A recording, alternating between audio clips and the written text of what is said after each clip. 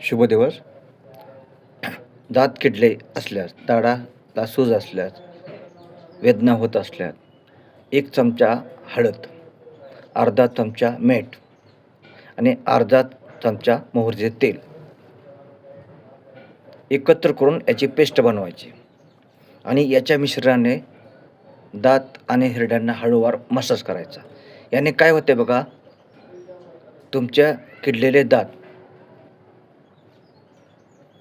होणाऱ्या वेदना आणि हिरड्याला आलेली सूज ही त्वरित थांबते. हा उपाय तुम्ही 10 दिवस करा, याने तुम्हाला फायदा नक्की होईल. तेव्हा